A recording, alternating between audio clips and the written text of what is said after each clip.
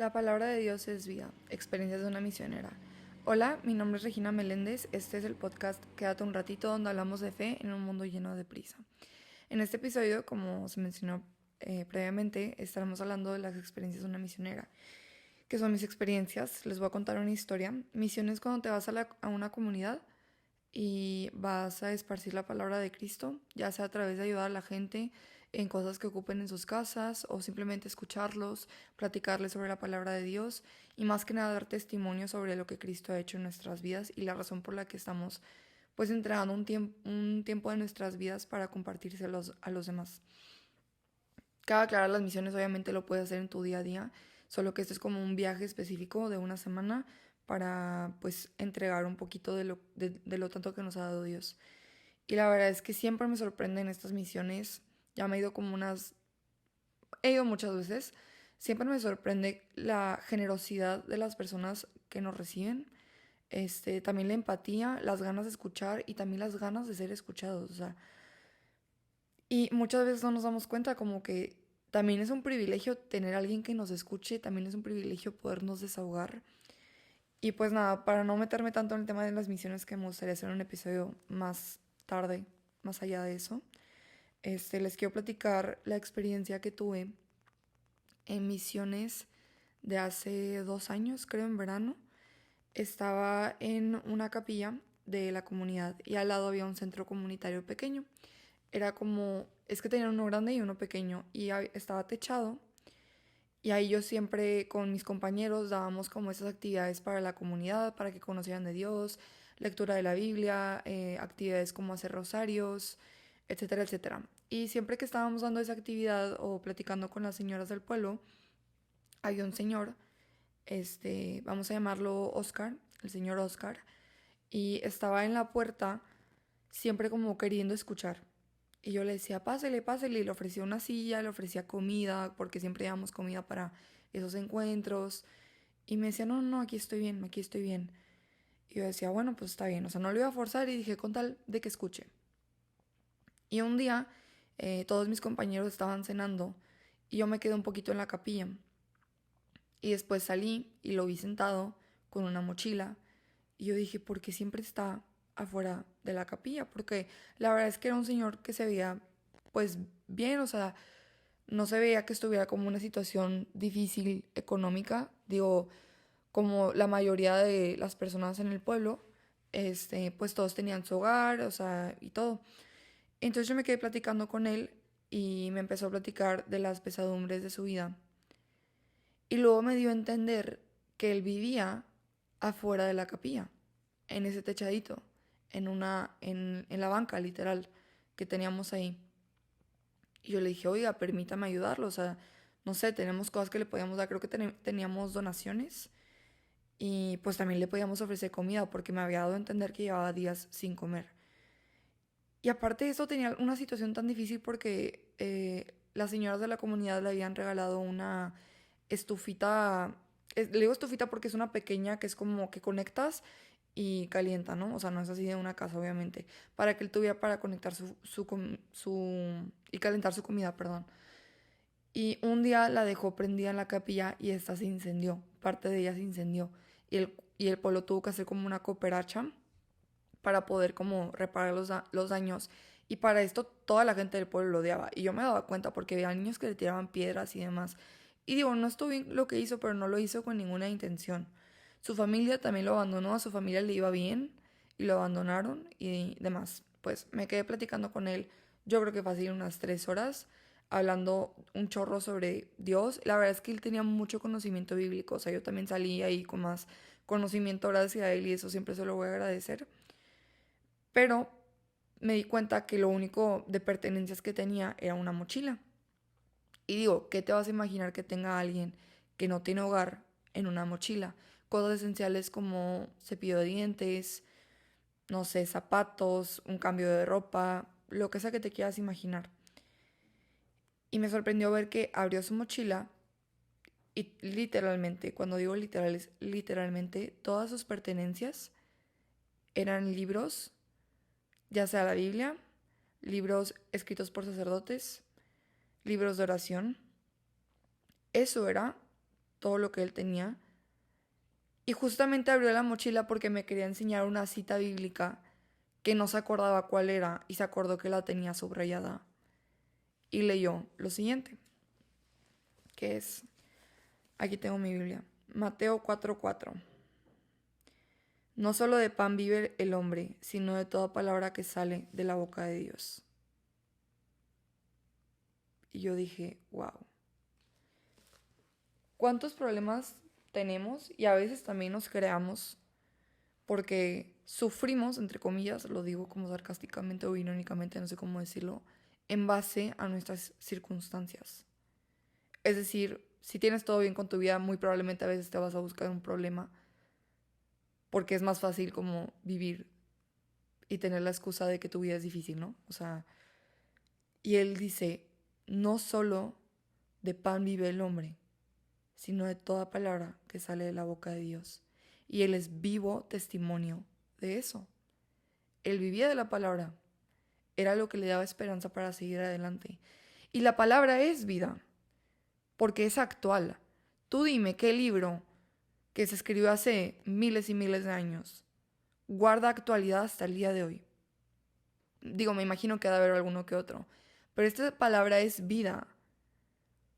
Porque uno, Dios nos pide que la practiquemos, que la pongamos en acción. Y dos, todavía tiene relevancia con tu vida. Es una guía a vivir una mejor vida, literalmente. Esa es la palabra de Dios. Mateo 4:4, la cita que les leí, está basada en el contexto donde Jesús pasó 40 días y 40 noches para prepararse para su muerte, porque sabía que iba a ser crucificado, sabía que iba a ser traicionado por sus amigos y sabía que iba a ser traicionado por sus hijos, que era su gente. Guiado por el Espíritu Santo, ese tiempo le sirvió para resistir las tentaciones de Satanás y también consagrarse a la voluntad de Dios antes de comenzar a predicar. El demonio lo llenó de tentaciones y él le contestaba con la palabra. Aquí el demonio lo había tentado diciéndole, si eres Dios, dile a tus ángeles que conviertan estas piedras en panes. Y él contestó, no solo de pan vive el hombre, sino de toda palabra que sale de la boca de Dios. Qué fuerte que el mismo Jesús nos pone eso de ejemplo. Además, Jesús nos enseña a meditar la palabra de Dios y usarla en momentos de tentación para reasegurar quién es que nos sostiene, que es Dios mismo. Porque a veces decimos, no, Dios no me puede perdonar. Yo lo que hice es imperdonable. ¿Y cómo nos atrevemos a creer que nuestras faltas son más grandes que la habilidad de perdonar que tiene Dios? Si sus mismas criaturas somos capaces de perdonar. ¿Cómo nos atrevemos a pensar que nuestros problemas son más grandes que Dios? Que Él no los puede solucionar. Hay que dejar de atribuirle características humanas a Dios. Sí, tal vez tú no puedes perdonarlo todo, pero Él sí puede. Y te llama a que tú también lo hagas. Pero solo no puedes. Y lo primero que debemos hacer para crecer en Cristo es reconocer que solos no podemos. Dejar de ser soberbios y caer en la humildad, que ojo, ser humilde no es decir que tú eres menos de lo que eres. Humilde viene de la palabra humus en latín, que significa tierra. Polvo eres y polvo te convertirás. No te está pidiendo Jesús que pretendas ser menos de lo que eres, sino que reconozcas la persona que eres, reconozcas la persona que es el otro y reconozcas que no vales más por tener X talento o X cosa, apariencia, lo que sea. Y también nos llama Jesús a darnos cuenta que la palabra de Dios es suficiente para sostenernos. No debemos estar hambrientos, buscando llenarnos de cosas que no son provenientes de Él, ya sean vicios, relaciones y cosas mundanas, porque no nos van a llenar. Y solo la palabra de Cristo basta. ¿Por qué? Porque es relevante, porque es vida, porque es ejemplo y nos lleva a un estilo de vida pleno. No solo de pan vive el hombre, sino de toda palabra que sale de la boca de Dios. ¿De qué estás viviendo tú?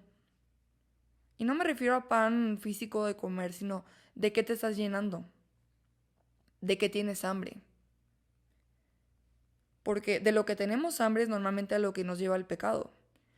Si tú tienes hambre de apariencia, de aparentar ser alguien que no eres, aparentar ser mejor o lo que sea, probablemente vas a caer en el pecado de la envidia. Porque Satanás mete el dedo en la llaga de las heridas que ya tenemos. ¿De qué tienes hambre? Y esa herida que encuentres, que te des cuenta que es la razón por la que siempre tienes que confesar el mismo pecado, cúrala. No la cures tú. Pídele a Dios que la cure. Sobrepone ese pecado, o bueno, sobrepásalo, dándote cuenta que Dios es suficiente. El pecado no te va a llenar. El pecado no es felicidad, es alegría. Entre comillas, porque sientes una alegría temporal. No es duradero y no es verdadero. Porque termina dañando al otro o a ti mismo. Es falso, es un engaño. Por eso le decimos a Satanás que es el padre de la mentira. Y el pecado, según Father Mike Schmitz, porque no me quiero robar una cita, es cualquier intento de ser feliz fuera de la presencia de Dios. Y dice Jesús en Juan 6:35, yo soy el pan de vida. El que a mí viene nunca tendrá hambre, y el que en mí cree no tendrá sed jamás. La palabra es suficiente. Solo con Dios basta. Y digo, me refiero a la palabra porque todo lo que viene ahí es una guía de cómo vivir una buena vida. Digo, tampoco vengo diciendo que yo ya leí toda la Biblia, ¿verdad? Pero cada vez que lees la Biblia, aunque no te acuerdes para siempre, es algo que está nutriendo tu alma. Así como no recuerdas cada comida que te comiste, pero nutre tu cuerpo. La palabra es vida, lo vuelvo a repetir, es para que se les quede, pero es vida porque te muestra lo que tienes que hacer para ser feliz. Que a final de cuentas es lo que todos buscamos. ¿Qué? ¿Quieres tener un carro? ¿Quieres tener un mejor cuerpo? ¿Una mejor relación? ¿Mejor dinero? ¿Casa? Lo que sea. Todo eso es porque te quieres sentir feliz. Y vivimos en un mundo tan lleno de prisa que solamente estás buscando la nueva cosa en la cual enfocarte para ver si la obtienes vas a ser feliz. No sé, cuando tenga este cuerpo voy a ser feliz. Cuando tenga este tipo de dinero, este tipo de relación, este tipo de educación, este tipo de trabajo, voy a ser feliz. Y la cosa está en que una vez que lo alcanzas, ni siquiera te sientes agradecido, porque no te sientes pleno y solamente estás buscando la siguiente cosa en la que te vas a enfocar, en la que te vas a apresurar para distraerte de lo que en verdad te pesa y el vacío que en verdad te deja sintiéndote débil, necesitado, que es un vacío que solo Dios puede llenar. Hay que dejar de buscar llenar un vacío que solo se puede llenar de cosas que vienen del cielo con cosas de la tierra. Porque solamente va a ser ese vacío más grande. Y solamente nos va a hacer cuestionarnos más nuestra identidad. Hay que encontrar nuestra identidad. Somos hijos de Dios. Con eso basta. Y Él nos lo dice en la Biblia. Y nos dice que no tengamos miedo, que Él es un Dios de amor, que es un Dios misericordioso. Hay que confiar en Él. Nuestros problemas no son más grandes que Dios. Nuestro pecado no es imperdonable. Pero tenemos que reconocerlo, ser humildes, saber quiénes somos y quiénes somos ante el otro y ante los ojos de Dios. Y reconocer que Dios debe de odiar a nuestro pecado, pero no a nosotros, porque somos su creación. Hay que dejar nuestro pecado y acercarnos a Cristo. Eso es lo que nos llama la Biblia, realmente. Nos muestra cómo tratar al otro, cómo tratarnos a nosotros mismos y cómo tratar con Dios. Dios no es una figura histórica lejana que viene del Antiguo Testamento o Nuevo Testamento, lo que sea, alguien que existió hace mucho tiempo, es tu creador y debe ser la persona que más amamos, según el primer mandamiento. Él es creador, somos hechos a su imagen y semejanza. Si no te sientes lleno es porque necesitas estar en su presencia.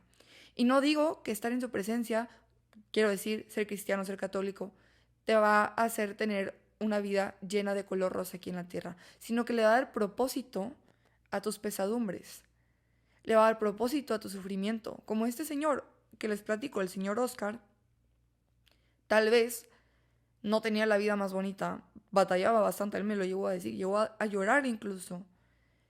Tal vez no se te vayan tus pesadumbres, pero no vas a estar solo en el camino. Y vas a tener un sentido de vivir, sentido de amar, sentido al sufrimiento. ¿Y qué sentido le encontramos al sufrimiento? Tal vez no lo conocemos, porque solamente lo conoce Dios, porque es su voluntad.